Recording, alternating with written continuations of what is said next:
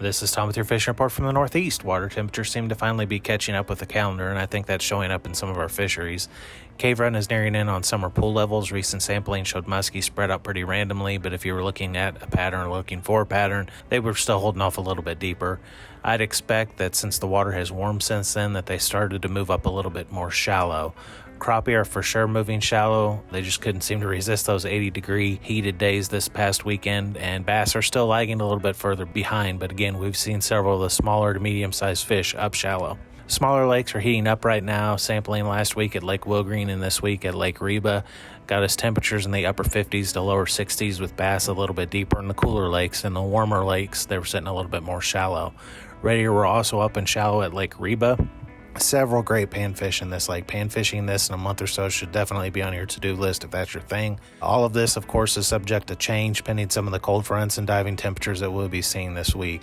Lastly, don't forget your trout stream stocking. Most of these are listed on the website, fw.ky.gov, but the federal streams are not announced ahead of time. All the stockings have taken place according to the list published in the Fish and Boating Guide on pages 24 through 26. So those federal streams should be good to go and a lot of fun for you this spring. That should do it for us. Wherever you go, good luck and stay safe. This is Adam Martin with your Western District Fishing Report. Water temps are around 64 degrees right now, and water elevation is right around summer pool here at Kentucky Lake and Lake Barkley. I just got off the water after an electrofishing survey, and I'm telling you right now, you need to be fishing. The bass spawn is in full swing and should continue for at least another week or two. The crappie spawn is also in full swing, and we saw good numbers of white crappie in the bushes. The red ear spawn is also in full swing. Now, everyone has their own principles or schools of thought, it seems, on when exactly each of these species will spawn. Some of you are waiting for a full moon or waiting for a new moon. Others are waiting for water as warm as 72 degrees before you break out the red ear gear. Well, now is not the time to wait. Fishing is never going to be easier than it is this week. If you want to catch bass, you'll want to target button bushes and other forms of flooded cover. The exact tactics can vary, but jigs, creature baits, worms, spinner baits, and any manner of finesse techniques can work in these conditions. Sometimes the best thing to do is to just fish the way you know how to fish. Now, to target crappie, you'll also want to be heading to the button bushes, or the remnants of last year's water willow. The classic jig under bobber is all you really need to use as long as you're in the right spot. Now, to target red ear, you're also going to want to head towards the bushes, the flooded mustard flowers, or the remnants of last year's water willow. You really just need an area with a hard bottom as well. Now, worms and crickets, fish near the bottom, are the go-to tactic for red ear, as red ear tend to feed on prey from the bottom of the lake instead of prey from the water column like crappie and bluegill.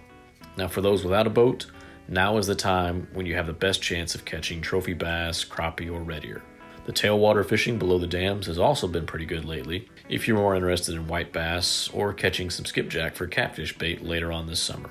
Now, like I said at the beginning, you need to be fishing right now. So if you do get out on the water this week, please remember to always wear your life jackets and kill switches. Good luck. This is Jeff Crosby with the Central District Fishing Report.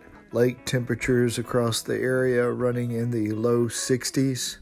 It's that time of year to get out and do some fishing, as there's some great opportunities. You may try the upper portions of Taylorsville and Harrington Lakes for the white bass run. There's still a few fish in the upper part of Taylorsville and Harrington Lakes. Also, there's a few saugeye can be caught in the upper portion of Taylorsville. You could try your luck casting swim jigs, crankbaits, small jerk baits. These baits are excellent to use for these fish this time of year. Also, it's a great time of year to fish for largemouth at many of our area lakes, such as Harrington, Taylorsville, Gist Creek, Bullock Pen, and many other small lakes in the Central District. It's a great time of year to throw crankbaits, spinner baits, or swim baits to catch a few of these fish. Also, try your luck pitching a stick bait like a Cinco or a jig around shoreline cover to catch bass this time of year.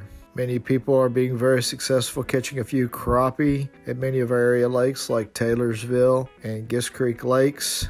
Crappie can be caught using crappie jigs or live minnows, fished around shoreline cover or large fallen trees. But many of these crappie have moved into shallow water for the spawn.